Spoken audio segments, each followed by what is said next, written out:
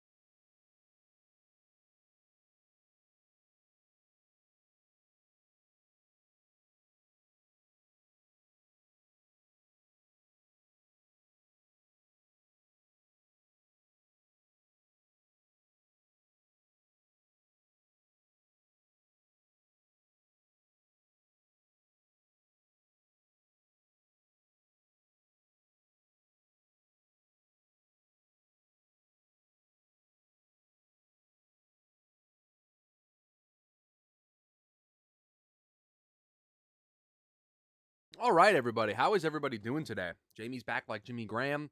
Hey, what's with this Jimmy Graham news? Is this a retirement thing? Is this a he's coming back to retire, or is he coming back to like play? What's going on with that?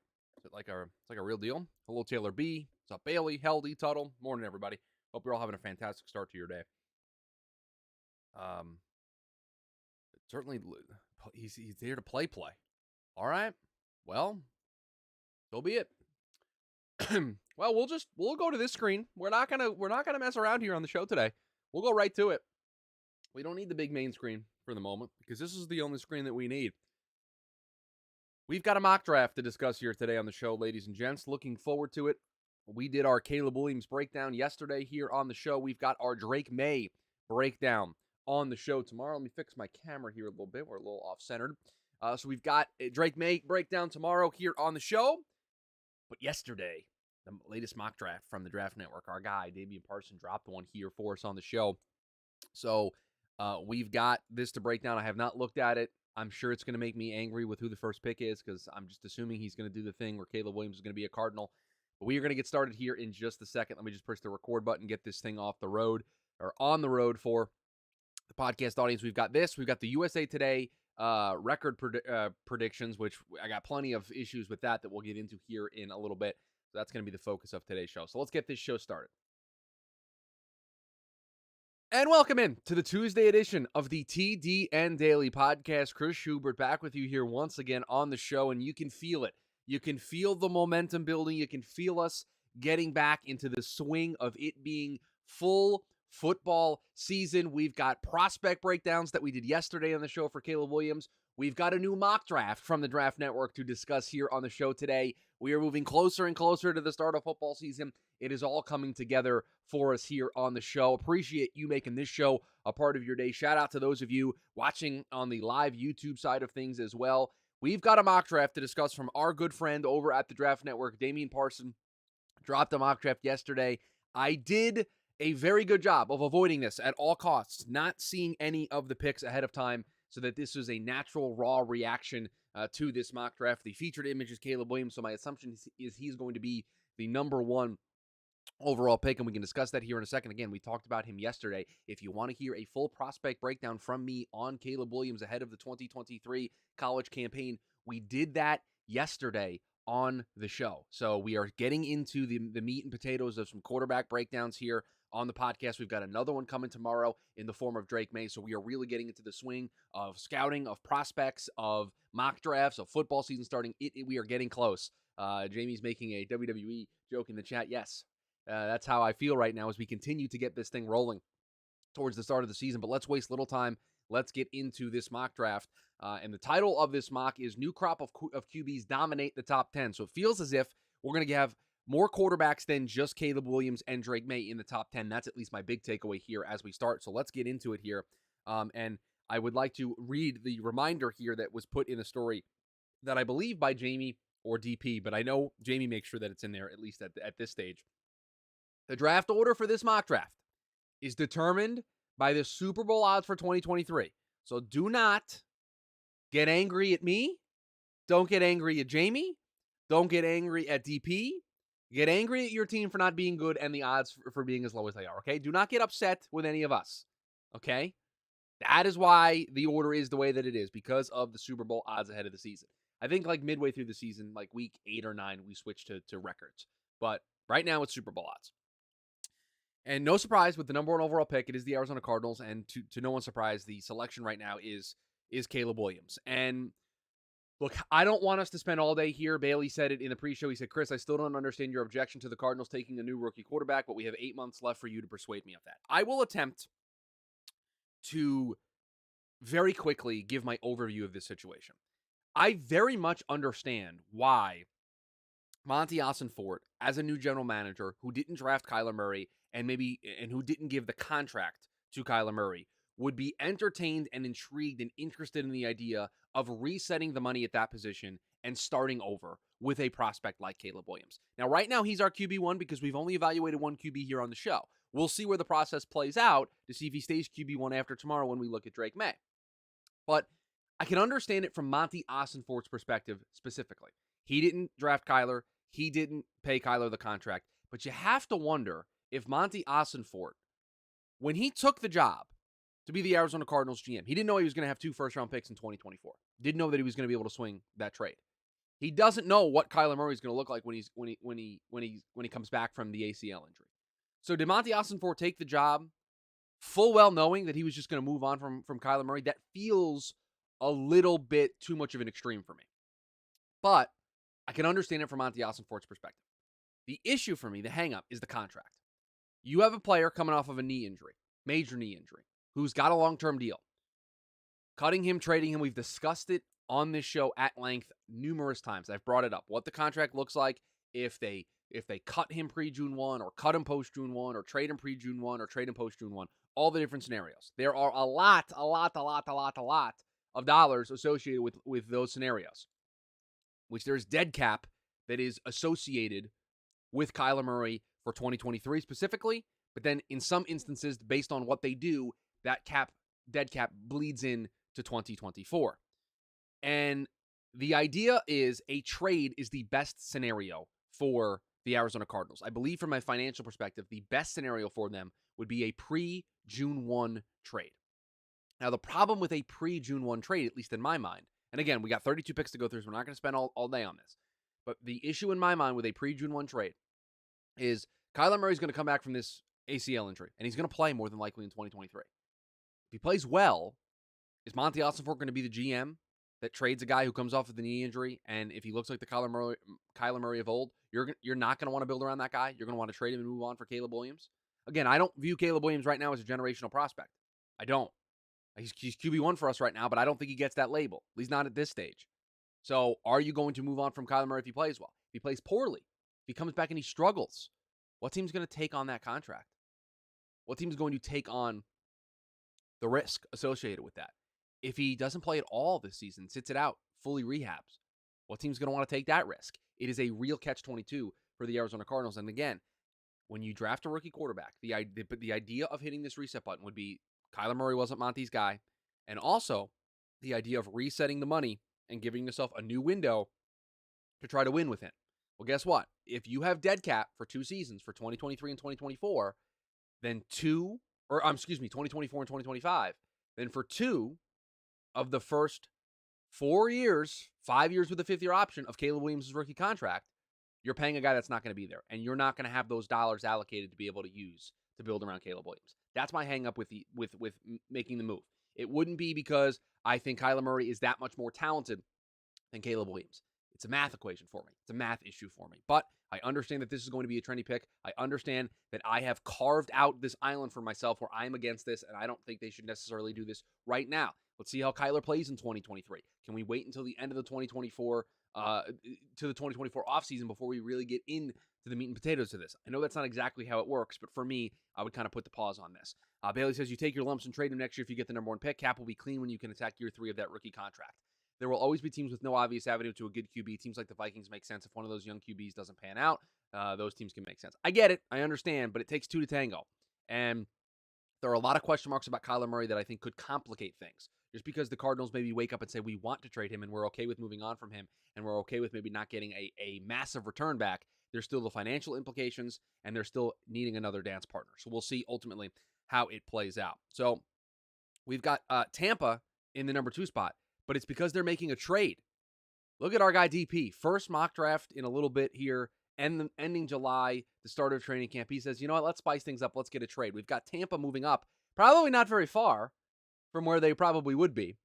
But this is the other pick. This is the Arizona-Houston pick, and they take Drake May. Look, we've got the jury still out on Drake May because we've not done the scouting breakdown yet. But if there are 2 quarterbacks that we talk about in this draft class right now, it is Caleb Williams and Drake May. So it is not a surprise to me to see them go 1-2. This is very chalky, and I kind of agree with it at this point because we view these 2 guys so highly at this stage. We'll see how we feel on this show about Drake May on tomorrow's podcast. But not a whole lot to say about Drake May. I love the fit there in Tampa because they're going to need a quarterback. They need a long-term answer there, and them trading up makes a ton of sense. So we got at number 3, the Indianapolis Colts selecting Olu Fashanu, the offensive tackle from Penn State. And look, you got the quarterback last year. We heaped a ton of praise on this Colts draft class with what they did with Tommy Adebawore, with Josh Downs, with Julius Brents, with Anthony Richardson. I mean, this was a draft class that got a ton of praise heaped on it.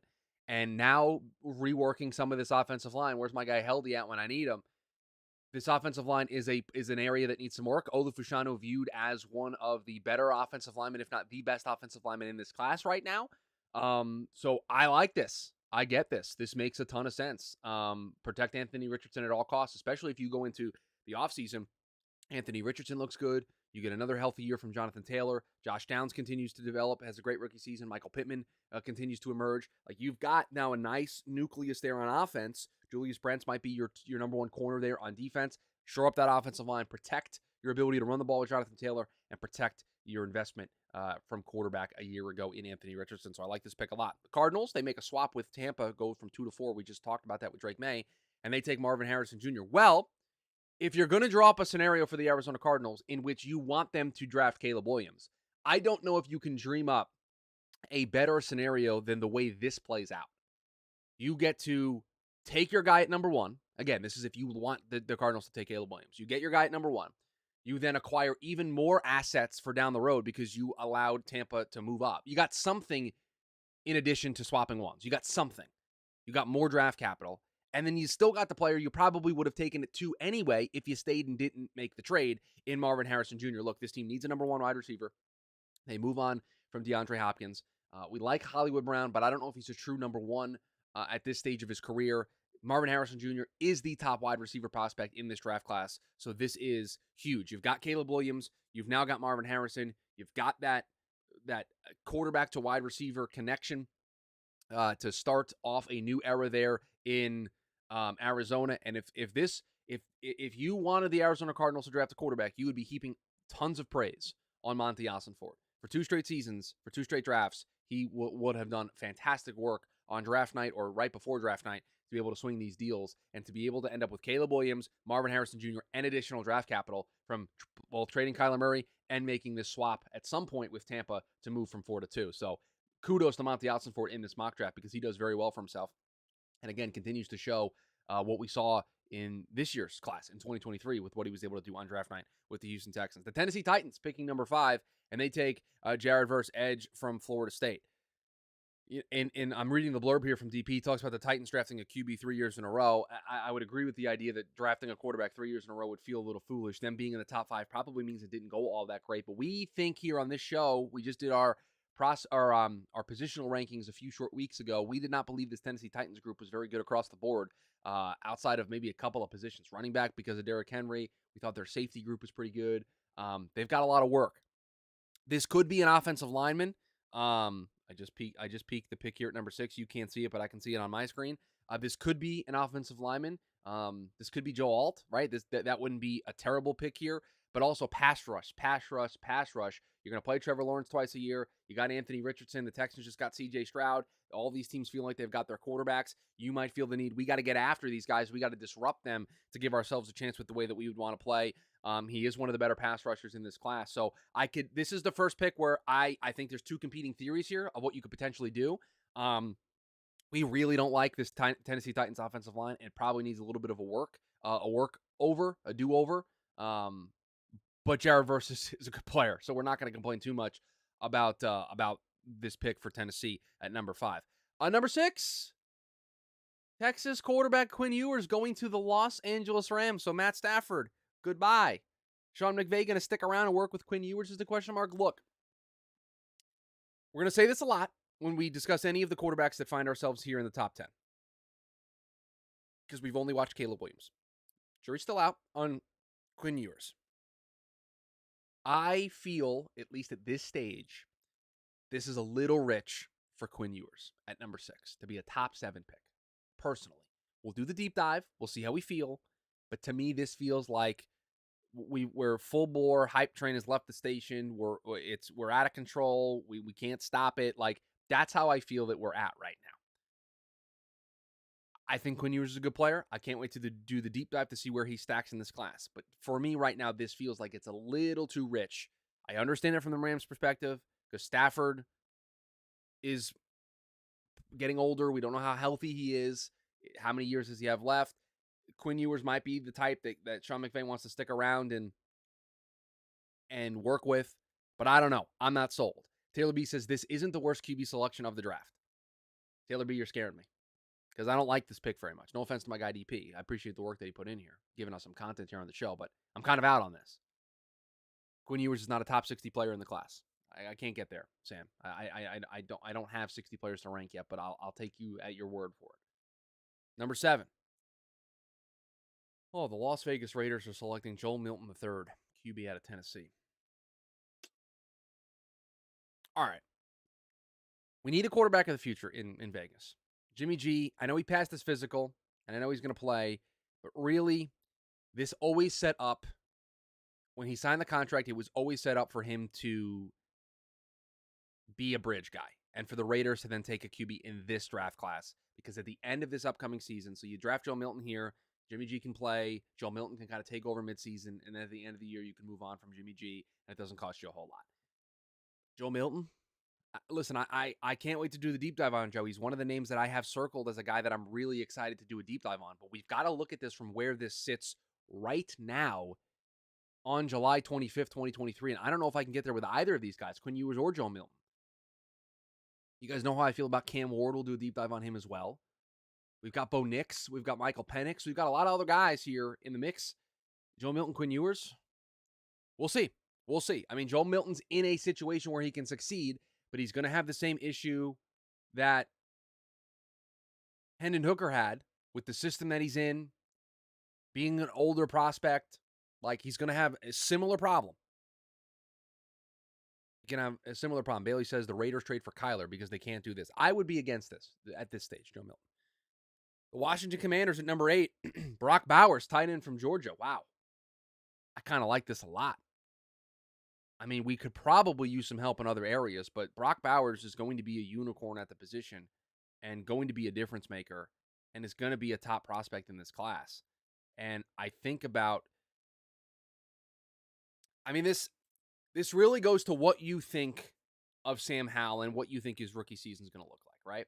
Because if Sam Howell isn't good, and spoiler alert, gather around, put yourself closer to the microphone here, folks. I don't know if Sam Howell's going to be that good. They're going to be in the quarterback market. They're going to be looking around. Now, maybe it's free agency. Maybe there's a reunion with Kirk Cousins in the works, potentially. Maybe he returns to Washington with a new coach, new ownership, and he can bring things back. Maybe they're a team that trades for Kyler Murray, since that's kind of the theme of the show today. And there's a lot of different things that could play into hands for Washington. So if they go into draft night with a solidified answer at quarterback, Sam Howell or the field, then you can entertain something like this. But I don't know, man. I'm not so sold that we are in a position to be taking Brock Bowers. Again, good player would complement this offense, and you don't think that Eric Bieniemy, who is going to be the offensive coordinator, potentially could be the head coach if things don't go this way with Ron Rivera and they make a change and they just promote Eric Bieniemy to head coach? Saw what he was able to do with Travis Kelce. Like, Flipper says, who will be the quarterback for Washington? Maybe they trade for Kyler, and then says Kyler Murray greater than rookie tight end. Jamie Eisner said they should trade for Patrick Mahomes and reunite him with Eric Bieniemy. That's a great idea, Jamie. We'll see. Bailey says Eric Bieniemy first pick going to be a stud tight end. I mean, we saw what he was able to do with Travis Kelce.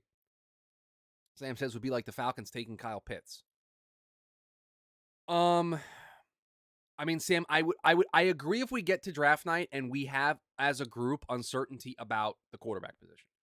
If they trade for Kyler, they maybe don't have this pick. But let's say they have like Kirk Cousins or Kyler or somebody at quarterback, right? I can get more on board with this. But yes, I agree with your overall thought. Taylor B says, I also wonder what the new owner's attitude to the process will be. That's the other thing too. Is he going to want to make a splash? Is the new ownership group there in Washington going to want to make a splash? Are they going to want to take a quarterback? How are they going to play it? Or are they going to trust their guys and gals to make the best decision for the future of their franchise? I don't know. I don't hate the player. I don't even necessarily hate the fit when I consider Eric Bieniemy. I've just got a lot of questions about what this team's going to look like that I would just pause on this. The Bears. Well, Emeka Egbuka is not a bad pick here for the Chicago Bears. We need some wide receivers. Bailey, are you here, my friend? You still here? I have a question for you. I have a very important question for my friend Bailey, who is the resident Bears expert here on the show. I like this pick. Let me just make it very clear. I like the pick. I think he would fit in the offense. Him being paired with DJ Moore would be fantastic. Bailey, you are here. I've got a question for you. If the Chicago Bears, with their pick, because they pick here again with Carolina's pick, if the Bears with their pick are picking inside the top 10, is Justin Fields their quarterback in 2024? I'm not trolling you. I'm asking a very legitimate question. I want your thoughts on this. If the Chicago Bears are picking inside the top 10 for the 2024 draft with their own pick, is Justin Fields their quarterback in 2024? Because part of me feels like the answer to that question might be no. Do the Bears package picks to move up for Marvin Harrison Jr. if they stick with Fields? They might.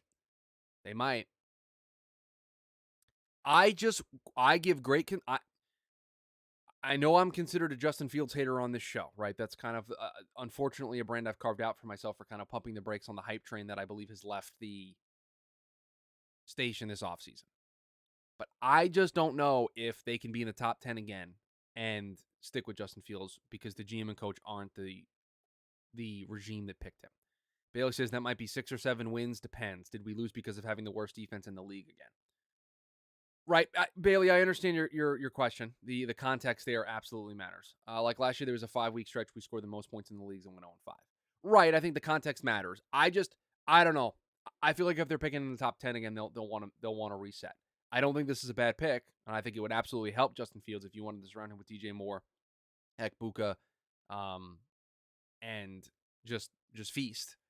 Right. Hopefully, Darnell Wright has a great rookie season and is the anchor and the linchpin of your offensive line. So I've seen 2 people now mention this. Jamie mentioned it, and now Taylor mentioned it. Was Justin Fields in the top 100 for the NFL? Did he make the top 100? Was he a top? You guys are making a joke that he was a top 90 player because then we're not. I had thoughts about discussing the list. Taylor B asked me in the TDN Premium Discord yesterday if I was going to discuss the list. I will not be discussing the list if that's the case. I will not. We don't know, but we think so. I will not be discussing the list then. Bailey says has to show passing improvement, has to be able to win late in games when forced to pass. Yeah, fair enough. The Bears with their other pick from the Carolina Panthers, they take Chop Robinson, edge from Penn State. Round of applause. Round of applause for the Chicago Bears addressing the other parts of the defensive line and not just the interior of the defensive line. There are other positions, Mr. Eberflus, that you're going to want to orchestrate, put together on your defensive line. So you're going to want to have edge players in the mix. I know you spent 47 draft picks in the 2023 draft class on the interior. Like that we're spending it on an outside player, an edge player here in Chop Robinson. I don't know a whole lot about Chop, but I will tell you, I like the positional fit because they need edge players. So far, I like this for Chicago. They address some needs here. The New England Patriots at number 11, Amaris Mims, offensive tackle out of Georgia. Eugene, we did not talk about the Saquon deal. We'll do that in the post show. Bailey says Ryan Poles is trolling us, said he was definitely going to sign an edge before training camp. It hasn't happened. Well, you got Chop Robinson just coming your way in, a couple of months, Bailey. Just wait. Look, don't know a lot about Mims. I'll be honest. But the Patriots, their offensive line, I think we had it rated pretty low in our positional rankings. I like the idea of continuing to build around Mac Jones because I think that's what they're going to ultimately do, and protecting him up front is a pretty big piece of that. But we are 22 minutes into the show. We've only gone through 11 picks. We got to keep this moving. Atlanta, Jack Sawyer, edge from Ohio State. Man, Atlanta's a really interesting team. Atlanta's a really, really interesting team because they're kind of going for it. I think they have a team good enough to compete in that division, but if they don't, are they making a change of head coach? What does then that do for what they want to do with the draft pick? Like, this pick to me feels very consistent with the idea of Arthur Smith still being the coach. If Arthur Smith is no longer the Falcons coach, I wonder if there's a different position that gets selected here at number 12 for the Atlanta Falcons. The Pittsburgh Steelers at number 13, Jeremiah Trotter Jr., linebacker from Clemson.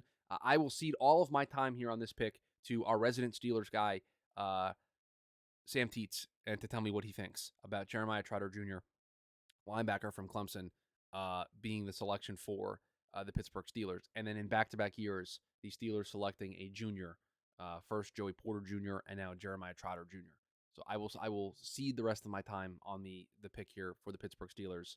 And he says, uniting Clemson and the Steelers, let's go. We got the seal of approval. Eagles fans would be mad. I'm sure they would. Clemson is Steelers hamstring. Yes, 100%. Denver Broncos, Cedric Van Pran Granger, interior offensive lineman from Georgia. I mean, if they're picking 14th, they probably had an okay season. This is a huge evaluation year for them. What Sean Payton's going to be able to do in year one. They're stuck at the quarterback position, right? They're going to have Russell Wilson for the foreseeable future there. Helping that offensive line. It was a priority for them in free agency for sure, and I think they're going to continue to do it next offseason because I feel like they've got a lot of other stuff lined up pretty well for them. And having a first-round pick is going to help them this year, but they've got what we think is a very talented running back in Javonte Williams. We love their wide receiver room, at least I do. Jerry Jeudy, Cortland Sutton, Tim Patrick, like that's nice. They've got Greg Dulcich at tight end. Like, they've got a lot of the offensive infrastructure, so protecting up front is important. And then the defense. Bailey says, I have Van Pran with a day 3 grade. Sam Teet says Van Pran has sub 32-inch arms. No way, no how. So the chat, not a fan of this pick. I like the idea of the pick going with an offensive lineman because it feels like the area on offense that they need to address. The Giants at 15, they just signed Saquon Barkley to a 1-year deal. Maybe we'll talk about that here, not in the post show. We'll talk about it here. I'm surprised that this was the resolution to this. Not that I thought any of the other potential options were great. I didn't think sitting out was going to accomplish anything. I didn't think sitting out one game was a real, like, attractive option and really would change anything. I don't know what this contract changes, right? It's a 1-year deal. It's like worth like $11 million or something. There's no provision in there where they can't tag him next season. So Saquon gets a little bit more money, but the Giants continue to do the year-to-year commitment thing that they've clearly were wanting to do. They have the ability to just tag him again next offseason. This feels like a big win for the Giants, more so than it does Saquon. Because for the Giants, they needed Saquon to be able to be on the field for all 17 games in 2023. They could not afford him to be missed. But now, after year 2 of Brian Dable, after year 2 of Joe Shane, we've just given a new contract to Daniel Jones last offseason. We now go into this offseason, and we've got the 15th pick, according to the Super Bowl odds. So what are we going to do here? We had a pretty good draft last year. We got Deonte Banks. We got John Michael Schmitz. We got some pretty good players that we added to this Giants team. What player are we going to add to this group this year with the 15th overall pick? Oh, I like this pick a lot. Johnny Wilson, wide receiver out of Florida State. We need a big number one wide receiver and getting a 6'7", 230-pound guy, that'll do it. That's a good pick. This is a really nice pick by Joe Schoen and the New York Giants. They've got a lot of guys, but Paris Campbell, I think, is on a one-year deal. He's going to be a free agent. They've got a lot of guys that do a lot of similar stuff in this offense. Lots of slot guys. They just signed Cole Beasley the other day. This is great. Give me a big-bodied guy, 6'7", 230. This is nice. I like this a lot. Good pick that you're here for the New York Giants. The Green Bay Packers, after the first year of Jordan Love as their starting quarterback in the post-Aaron Rodgers era, this is their selection. Just want to make it clear. This is their selection. Oh, they're getting Joe Alt, offensive tackle from Notre Dame. Holy smokes. You want to talk about giving your quarterback some protection. You get the guy that might be OT1 in this class. Certainly in the conversation for OT2. Joe Alt battling it out with those other guys that we mentioned. Olu. We mentioned Mims earlier. Like, there's a lot of guys. Joe Alt to the Green Bay Packers. This is a good pick. This is a nice pick. We like this quite a bit here for the Green Bay Packers. Houston at 17. Wow. I love this pick. Kool-Aid McKinstry, cornerback out of Alabama. Listen, they traded their one pick to Arizona to be able to get their quarterback last year, but now they're able to get a figure for their defense, and this is a great value, as Bailey just mentioned in the chat, for Kool-Aid McKinstry, but I think this is great for this defense. I mean, we know what DeMeco Ryans is going to want to do, what he wants his defense to look like. They've got Derek Stingley Jr., who hopefully can have a bounce-back year this year in 2023. They've got Jalen Petrie, who I thought had a really good rookie campaign. You're now able to add to those guys after their second season in the league. You had a guy like Kool-Aid McKinstry, who can be one of those corners. Your two corners being Derek Stingley Jr. and Kool-Aid McKinstry. That's a really, really nice pairing. If Derek Stingley is able to develop here in 2023, that's really nice. And in a division where you're going to be going up against some good quarterbacks, it's nice to have some shutdown corners that can be able to help you when you play Trevor Lawrence twice a year, when you play Anthony Richardson twice a year. Right? Those are some nice options to have. So I like this quite a bit for the Houston Texans. Love this pick. Love the value. Kudos all around to the Houston Texans. Miami Dolphins at 18. J.C. Latham, offensive tackle from Alabama. It's mentioned here in the blurb as I'm reading it as we go. Protecting Tua is the name of the game. They've got a very good offensive infrastructure everywhere else on the field. There are a lot of pieces on their defense that this show likes in particular. This was a defense that graded very highly when we did our positional rankings. Protect Tua at all costs. That's the guy. Invest all your draft capital into keeping Tua healthy, because if you keep Tua healthy in this system, in this offense, you are going to have a chance. So this pick in the first round jives with that. The New Orleans Saints, this will be after year one of Derek Carr. They're picking 19th, and they're going to take Donovan Jackson, interior offensive lineman for Ohio State. So again, name of the game was what you're seeing here is a lot of teams going with offensive line help to help protect their quarterbacks. And it feels as if, and I'm sure Bailey, who's watched more tape than me, Sam, who I know has watched more tape than me, will tell me, this feels like this is a very offensive line heavy draft, at least in the early goings of how we feel about this. We talked about some of the quarterbacks early. We talked about some of the defensive players that we like. Jared Verse, Kool-Aid McKinstry has come up, but Olu. Joe Alt. We're talking a lot about the offensive linemen here in the early going, and this is another selection here for that at that group for the New Orleans Saints. Number 20, the Minnesota Vikings. I'm not going to be able to pronounce his name. It's just not going to happen. I don't even want to give it a shot because I don't want to insult JT by mispronouncing his last name. But the edge from Ohio State going to Minnesota knows Adarius Smith. They need somebody to go alongside Daniil Hunter, as DP mentions here in his blurb. Sure, I like it. They might be entering a quarterback era where they're going to need an answer at quarterback. So that would be kind of the hang up that I would have here. But again, value, like who's available here at 20 that we're going to be selecting. So we like the pick. Seattle at 21, Christian Mahogany, interior offensive lineman from Boston College. Just to add another guy to the list here at the offensive line group. Sam says the top 100 group of O-line is awesome and deep, but there aren't many studs. Bailey says there are a lot of guys in the top 64 in the offensive line. Fashanu for me is the only blue chip guy, but some nice depth. Well, that's what you're seeing, I think, so far, at least in DP's mock, is that depth shining through as the Seahawks continue to build around their offensive line. The Los Angeles Chargers at 22 take an interior defensive lineman, Tyleik Williams, And this has been the problem. This is the one area on this team that I think is a major red flag and a major hole. They have not been able to stop the run effectively over the last couple of years. And we saw a team do this in this same tier of pick, right? I think they picked 24th in this class last year. But Dallas had a need, plugging money, plugging the run game, plugging up the middle. And they went out and took Mozzie Smith. It was our need. It was the player that we needed to get. We went out and got him. And I think what you're seeing here is the Chargers kind of addressing the same type of need, taking a player at that spot. The Jags at 23, Jason Marshall Jr., corner from Florida. I think DP mentions it here.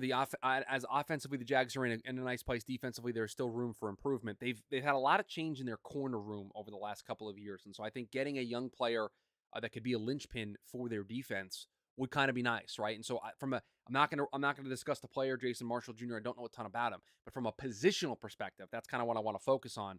I kind of like this, right? It's one of the areas on defense that you kind of want to get solidified talent at.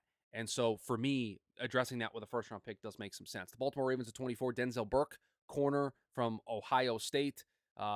We've gone on a corner run here. We'll just do this. We got the Lions at 25 taking Kalen King, corner out of Penn State. We've got three corners in a row. So Jason Marshall Jr., Denzel Burke, and Kalen King, 3 corners in a row. The Jags, Ravens, and Lions all going after corners here. And you look at the Detroit Lions as a team that they have also moved their corner room around, right? They move on from Jeff Okudah. They bring in Mike Hughes. As you can see, a little bit of a run on corner here, 23 through 25. 26, the New York Jets. Don't get mad at me, okay? The pick hasn't conveyed yet. Rodgers hasn't played in enough games. More than likely is going to be the Green Bay Packers selection, but at least for a moment, allow me to discuss Patrick Paul, offensive tackle from Houston, as a pick for the New York Jets. Look, they've got problems all over the place on this offensive line. Dwayne Brown's 100 years old. Mekhi Becton, at this stage where we sit right now on July 25th, is an unknown. The guys behind those two gentlemen are Carter Warren, who is a rookie, and Max Mitchell, who's kind of an undersized swing tackle. They need long-term answers at the position. Hopefully, Mekhi Becton can become one of those long-term answers, so then they only have one hole. But the idea that the New York Jets would go after an offensive lineman, a tackle in the first round, is not surprising. We know they were interested in Broderick Jones in this draft class until the Steelers traded up in front of them. So it's not a surprise that this is where they would go. The Jets will not be making this selection. So they will not be making this selection in 2023 or 2024. The Cowboys at 27 take Malik Neighbors, wide receiver from LSU. Oh man, I really like the idea of adding another wide receiver to this offense and helping out Dak Prescott with CeeDee Lamb. I like this a lot. This is nice, and it's a good player too. Yeah, we'll give this one a seal of approval here at 27. 28, the Cincinnati Bengals. Kalen Bullock, safety from USC. This is interesting, right? Because we've talked a lot about Cincinnati. They've done some interesting things over the last couple of years with how they've addressed drafting in their secondary. They've taken very versatile players. Jesse Bates gone, he goes to Atlanta. They've got Dax Hill, who can move around. They just drafted DJ Turner, right, in this last draft class, another guy who's versatile. So versatility's been the name of the game, and so they've kind of been moving deck chairs around here in their secondary, and so I think adding another player in there to help re-solidify it after some movement the last couple of seasons isn't necessarily a bad idea. Again, they're picking 28th in this class based on Super Bowl odds, but look, they're going to solve their wide receiver thing at the end of this offseason where they're going to pay probably 2 of the guys. They've got the quarterback. They've reworked the deal with Joe Mixon. They probably could use an offensive lineman, but we've had a massive run on offensive linemen. I don't know if the value is going to be there at this stage. Again, I don't know the class all that well, but just think of all the names that have already come off the board. So the idea of adding to this defense and helping an area that you've been kind of moving around the last couple of years, I don't necessarily hate it. At 29, the San Francisco 49ers are taking Jordan Morgan, offensive tackle from Arizona. So everything I just said about not taking an offensive tackle, the Bengals passed on one, and then he goes 29 to San Francisco. Jordan Morgan, offensive line prospect. DP says can play on the right side of the offensive line if needed. And listen, they got to protect their quarterback at all costs, right? That's the big thing. The Bills at 30, Tommy Eichenberg, linebacker from Ohio State. And DP mentions this being a Tremaine Edmonds replacement. There at 30, linebacker in the first round. I mean, we'll see. we'll see how that ultimately plays out. We saw what happened with Jack Campbell going pretty early in last year's draft class, not as early, earlier than 30, but linebacker in the first round is always a bit of a coin flip. 31, Xavier Worthy, wide receiver from Texas, to be the wide receiver 3 there in Philadelphia. Okay. All right, that would be, I don't know, that's another weapon to this offense. That's already got A.J. Brown and Devonta Smith and Dallas Goedert and Jalen Hurts, so just another addition would be nice. And then the Kansas City Chiefs at 32, Mason Smith, interior defensive lineman from LSU, a player that DP says that he'd pair alongside Chris Jones along that interior defensive line. So there you have it, the first mock draft in a while that we've done here on the show. Some quarterbacks to discuss, some interesting picks. This was a lot of fun, and I thought it kept with the theme here of what we've been doing here on the show this week with some prospect breakdowns. We've got another prospect breakdown to do tomorrow on the show. Drake May, the next guy up for us to discuss, so that'll be the focus of tomorrow's show. Appreciate all of you making this show a part of your day. Please rate, review, subscribe to the podcast, share the show. We greatly do appreciate it. If you want to join us on the live YouTube side of things, Monday through Friday, 11 a.m. Eastern Standard Time is when you can join us. You get to then be a part of the post show. And what we've been doing lately in the post show is a little bit of an immaculate grid contest. So I do the immaculate grid with the live YouTube chat, and then we see if I can beat the number of players that we get on the baseball side of things all by myself. So it'll be a lot of fun there. We talk about some of the other stories that are trending in the football world there as part of the pre-show. So you can join us over there as well. And if you can't join us live, but you still want to see the pre-show, you still want to see the live video version of the show, you can do so. Just go to the Draft Network YouTube channel, click on that live tab. All of those VODs are sitting there for you to go back and look at. And so we greatly do appreciate you clicking on those as well. So I appreciate everybody making this show a part of their day. Hope you all have a fantastic rest of your Tuesday. We'll talk with you all tomorrow. All right, into the post show. You guys know what the drill is. Got to do the immaculate grid. We all get to watch QB1 tomorrow. Spoiler, I think I'm going to like Drake May more. You guys mind if I finish my breakfast here while we're hanging out? I think I'm going to like Drake May more. And I'm okay with that. And I'm okay with being a Drake May defender. All right. Immaculate grid. And then we're going to discuss these stupid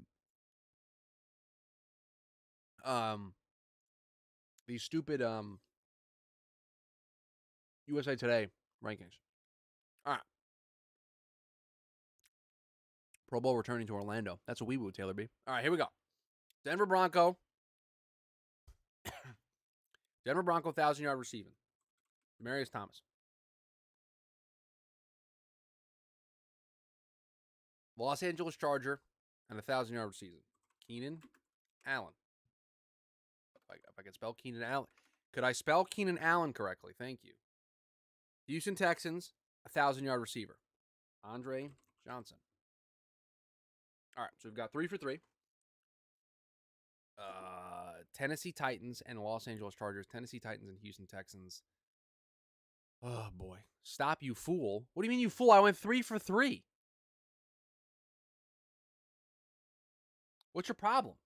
What do you mean, you fool? I got 3 for 3. Andre Johnson should have been the Titans and Texans overlap. Oh, yeah, he should have been. All right, well. I'm just going to make this a little bit more challenging. I was just happy that I was able to get 3 in a row.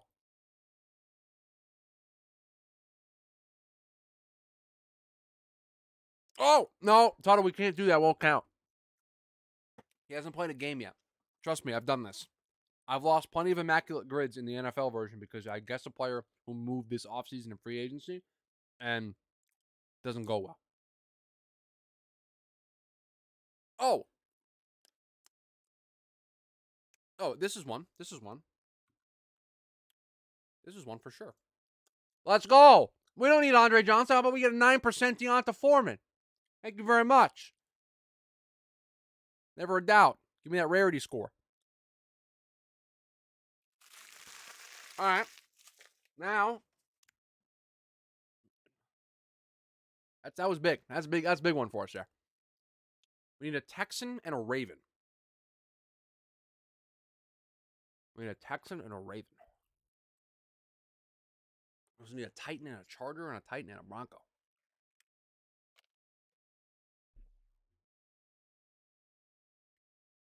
Did Delaney Walker go to the Broncos, folks?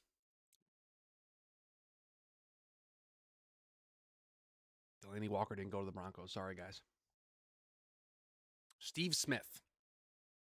Where are we putting Steve Smith? We're putting Steve Smith here? We can't go perfect, by the way. I kind of ruined that for us. You want Steve Smith? Was Steve Smith a Texan?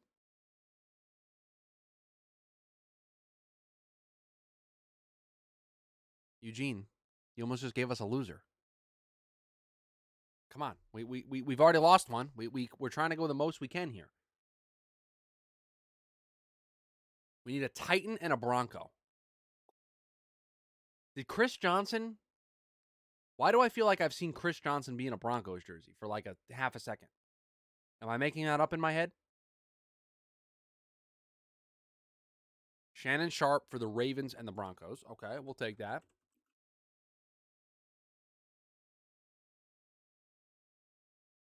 I'm making up that Chris Johnson played for the Broncos. Okay, good.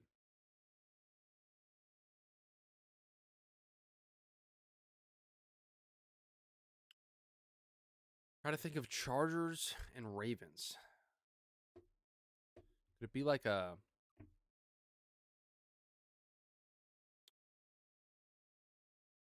I'm just thinking of like offensive players. I'm in like fantasy mode.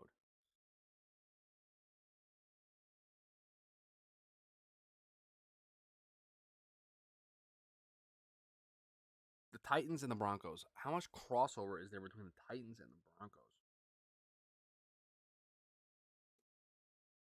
I vaguely remember a Texans and a Ravens receiver. Eric Weddle for the Chargers and the Ravens. That's kind of what I'm looking for. There we go. Now we're in there. 54. Look at this hairstyle. Are you kidding me with this hairstyle?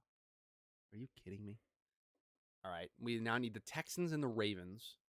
And Taylor B says he vaguely remembers a Texans and Ravens receiver. I will say my immediate thought was a receiver as well. So we might be thinking of the same player. Brendan Cooks didn't play for the Ravens, right? At any point for like 2 seconds.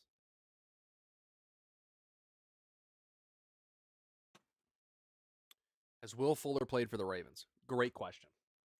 A great question. I think he did, didn't he? I can convince myself that anybody has played for any team. Will Fuller played for the Dolphins for a brief second of time. No? All right. So we'll rule that out. We've only got 2 guesses left. So the most we can get is 8. And then we'll see if I'm able to beat this number on the baseball side of things. By the way, they added men's basketball. We're not doing that on the show for sure. Tommy Hudson for the Broncos. For this, you want me to put Tommy Hudson here? I'm going to put Tommy Hudson. Thanks, Eugene. Thanks. Look what you did. That's it. You've now given us 2 bad guesses. You gave us Steve Smith and you gave us Tommy Hudson. Now you're just throwing. You're just throwing so that the baseball goes easier. Texan and a Raven. A Texan and a Raven. Texan and a Raven. Texan and a Raven. Charger and a Titan? I don't feel like there's a tight end. The game is broken. Okay. That's an interesting. It's an interesting take.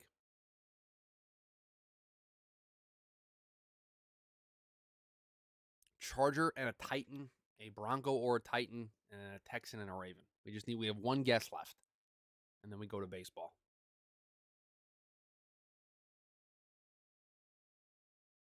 Texan and a Raven.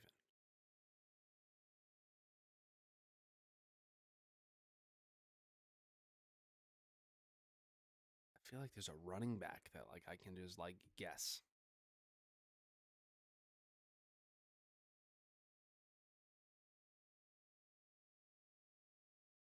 Like I just feel like there's a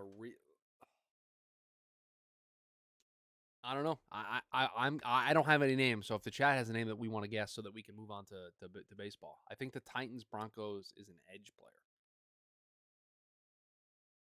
So you think Desmond King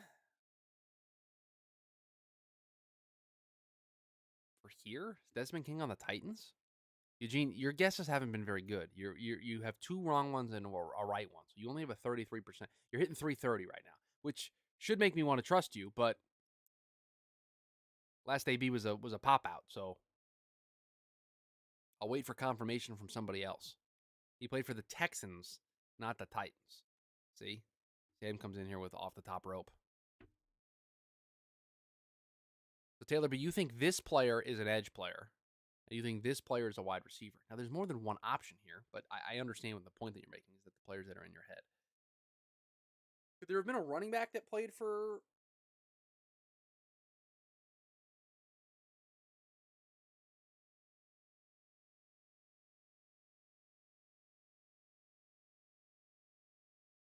I don't have anything else. So if there's another guess that we want to make, let's just hold on. We'll just go over to baseball and we'll see how quickly I'm able to do this.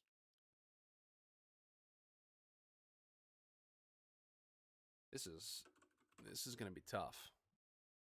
I just got one wrong right off the bat.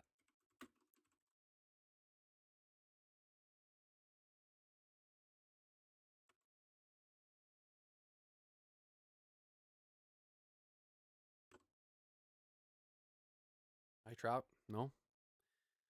Okay.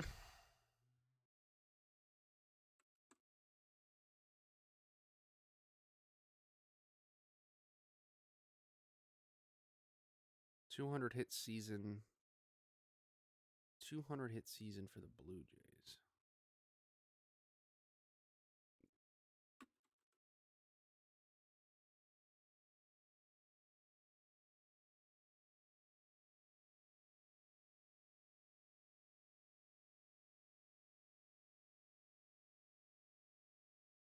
$100 RBI season, a 100 RBI season, and a 200 hit season.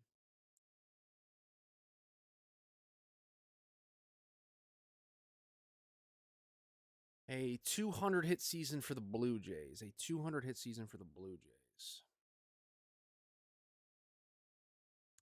I mean, Joe Carter? No, I didn't think so. That's a bad guess. It's a bad guess. 1, 2, 3, 4, 5. How many did I have in football? 1, 2, 3, 4, 5, 6. It's gonna be tough. This is a bad day for both. It's a bad day for both grids. A Philly and a Brewer.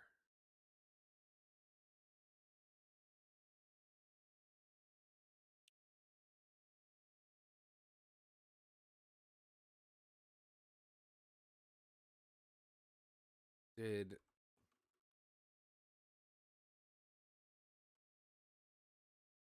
he have 200 hits? He did not. Damn. John Olerud, Gene Segura, CC Sabathia, Roberto Alomar. Yeah. Tough. You guys want me to put Desmond King here just so we can close us out? He was there. It was the right answer. Ravens Texans is Jacoby Jones. Most popular answer was Ed Reed for the Ravens and the Texans. We probably should have got that as a group. The most popular Raven Bronco was Joe Flacco. Eric Decker, guys. Eric Decker. We could have gotten this. Because you can't put on Andre Johnson, the most popular answer for both. Man. These were the most popular answers. We could have been all over this. We could have gone perfect today. But alas, we did not. But that is going to do it for us here on the show. Drake May breakdown, the topic of conversation for tomorrow. Same format that we did with Caleb Williams. I'll watch some tape in the morning, and then we will see what we've got from the evaluation. But looking forward to it. We've now got somebody to compare him to, and should be a lot of fun. So appreciate you all being here. Appreciate everybody making this show part of their day, hanging out, having a good time. It's going to do it for us here today, Tuesday. Hope you all have a great rest of your day. We'll talk to you tomorrow. Bye, guys.